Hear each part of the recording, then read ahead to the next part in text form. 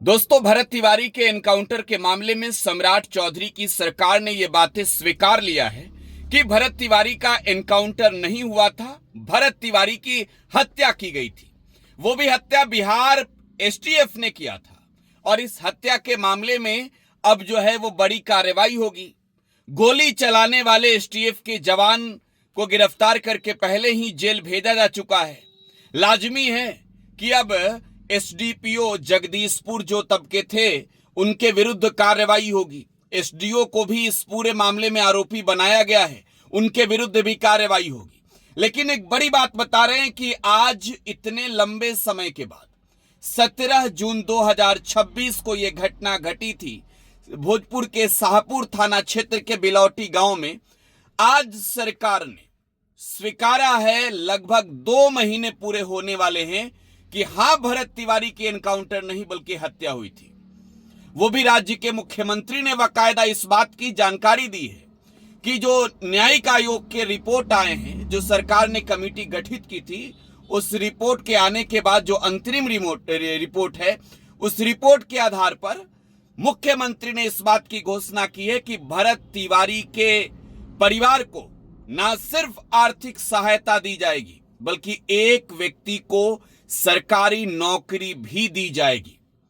अब आप ये कहिए कि भरत तिवारी के एनकाउंटर पर जो बीजेपी के नेता बड़ी बड़ी बकैती कर रहे थे, जो भाजपा के नेता अपने पुलिस का खुलकर जो है वो बचाव कर रहे थे, जो बीजेपी के नेता ये कह रहे थे कि ये एनकाउंटर है, आज कितना बड़ा तमाचा है बीजेपी के नेताओं के लिए।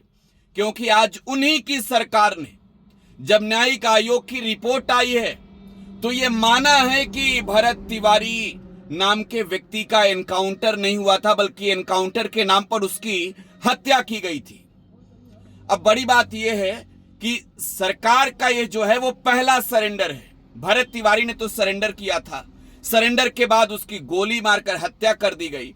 लेकिन आज सम्राट की सरकार का ये सरेंडर है, और ये सरेंडर इस वजह से है कि जब पूरे बिहार के लोगों में इसका आक्रोश दिखा, तब जाकर सरकार जो है वो झुकी। लेकिन आपको बता रहा हूं, बिहार के लोगों का, बिहार की जनता का जो आवाज था, वो आवाज न जाने कितनी बार मुख्यमंत्री के कानों तक पहुंचा। लेकिन मुख्यमंत्री सम्राट चौधरी ने तब इस बात को लेकर फैसला कर लिया था कि न्यायिक जांच कराई जाएगी पूरे मामले की। लेकिन मुलाकात करने के लिए उस वक्त उनके घर नहीं गए थे। जब बिहार में बांकीपुर का बाई इलेक्शन की तारीख नजदीक आया, तब भरत तिवारी के परिवार के लोगों को बुलाकर मुलाकात किया सीएम ने, और भरत तिवारी एनकाउंटर का बड़ा असर हुआ। असर ऐसा कि जो स्वर्ण वोटर हैं, स्वर्ण वोटरों ने बीजेपी के खिलाफ वोट किया। बांकीपुर में ब्राह्मण, भूमिहार, राजपूत और कायस्थ, ये 33% जो आबादी थी बांकीपुर में, इस आबादी ने खुलकर विरोध कर दिया। कायस्थ जाति के कैंडिडेट थे, बावजूद कायस्थ जाति के लोगों ने बीजेपी को वोट नहीं किया। वो बिहार का इकलौता कायस्थ बहुल इलाका था। अगर वहां बीजेपी को झटका लगा, तब बीजेपी ने इस बात को, इस नब्ज को पकड़ लिया था कि अब आने वाली तारीखों में हमारी मुश्किलें और बढ़ेगी। जांच कमेटी गठित जो हुई थी, उस जांच कमेटी ने, हाईकोर्ट के रिटायर्ड जज के नेतृत्व में यह कमेटी गठित हुई थी। भरत तिवारी का एनकाउंटर नहीं बल्कि उनकी हत्या की गई थी। इस पूरे मामले पर आरजेडी की प्रतिक्रिया आई है। क्या कुछ कहा आरजेडी की ओर से शक्ति यादव ने, जरा वो सुन लीजिए। भरत तिवारी फेक एनकाउंटर मामले में अंतरिम जो रिपोर्ट आया, उसके आधार पर सम्राट सरकार ने भरत तिवारी के परिजन को एक सरकारी नौकरी देने का ऐलान कर दिया। दबाव इसे कहते हैं। फेक एनकाउंटर तो और भी हुआ था बिहार में, लेकिन भरत तिवारी के मामले में जो वीडियो आए थे और जिस तरह से गोली मारी गई थी, चाहे जिनके इशारे पे गोली मारी जाए, क्या उन अधिकारियों तक जांच की आज पहुंचेगी? उन पर भी कार्रवाई होगी? 302 का मुकदमा उन पर भी चलेगा?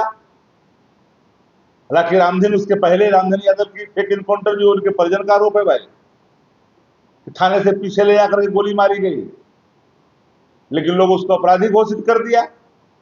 इसलिए वो बेचारा आता था, बैगबेंचर सोसाइटी से आता था। कौन सुनने वाला है? देश भर में भरत तिवारी के मामले में जो गोलबंदी हुई, चौह दिशा में चौह प्लेटफार्म पर उनके लोगों ने आवाज उठाई, वहां तक उनकी पकड़ है, पहुंच है।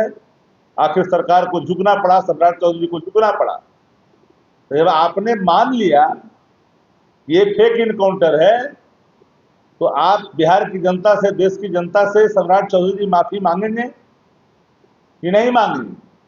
कार्रवाई करेंगे उन लोगों पर जिनके आदेश पर ये गोलियां चली? अब तो प्रमाणित कर दिया ना भाई, जब सरकारी नौकरी का ऐलान हुआ तो जो नेता प्रतिपक्ष ने कहा तेजस्वी जी ने कि ये फेक इनकाउंटर है भरत तिवारी की, पूरा वीडियो इस बात के प्रमाण है, तो आखिरकार सत्य साबित हुआ, सरकार को झुकना पड़ा। तो भरत तिवारी एनकाउंटर के मामले में सरकार झुकी, सरकार ने फैसला लिया अंतरिम रिपोर्ट पर, और अब आरजेडी की जो प्रतिक्रिया आई है वो सुन रहे थे। अब आपको बताते हैं कि भरत तिवारी कौन थे। भरत तिवारी वो व्यक्ति थे जिन्होंने गरीबों के लिए, दलितों के लिए, पिछड़ों के लिए, हर जाति हर धर्म के लोगों के लिए न्याय की लड़ाई लड़ने का आगाज किया था। याद कीजिए, जवैनिया गांव, गंगा के तेज कटाव में पूरा गांव बह गया था। भरत तिवारी ने जवैनिया गांव के विस्थापित लोगों के लिए लड़ाई शुरू की। नीतीश कुमार की सरकार थी, तब भी वहां के लोगों को न्याय नहीं मिला।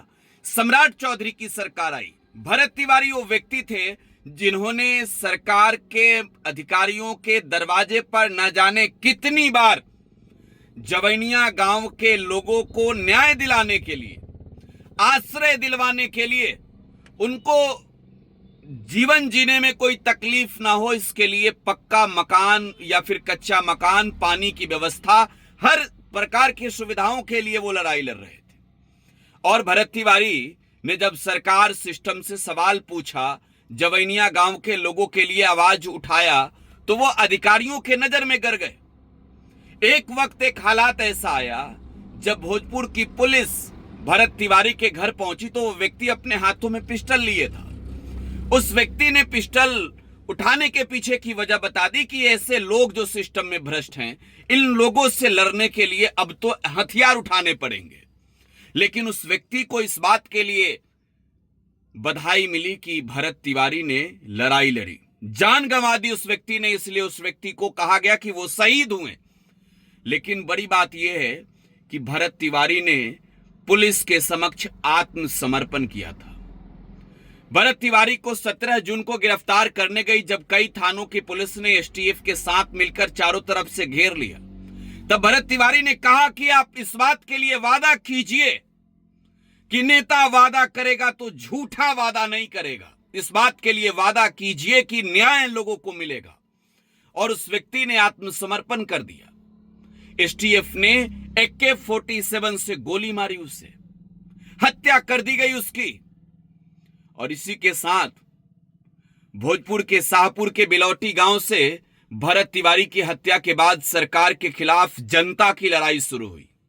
17 जून के बाद लगातार 2 सप्ताह तक बिहार, उत्तर प्रदेश, झारखंड सहित कई अलग अलग राज्यों से भरत तिवारी के समर्थन में लोग पहुंच गए। दिल्ली में बिहार के लगभग 20,000 लोग जो हैं वो जुट गए भरत तिवारी को इंसाफ दिलाने के लिए। और उस इंसाफ के लड़ाई का ये मुहिम आज रंग लाया। भरत तिवारी की हत्या जो पुलिस कर्मियों ने की, अधिकारियों ने मिलकर की, इस पूरे मामले में सरकार ने फैसला लिया है कि आर्थिक मदद की जाएगी, साथ ही साथ नौकरी दी जाएगी। लेकिन बड़ा सवाल यह है कि सम्राट की सरकार ने अब यह स्वीकारा कि हत्या की गई है, तो और भी जो बिहार में एनकाउंटर हुए उन एनकाउंटरों पर क्यों नहीं ये सवाल उठाए जाएं कि बिहार में एनकाउंटर फर्जी होते हैं। बताइएगा प्रतिक्रिया कमेंट बॉक्स में। आप टुडे बिहार न्यूज पर बने रहें। धन्यवाद।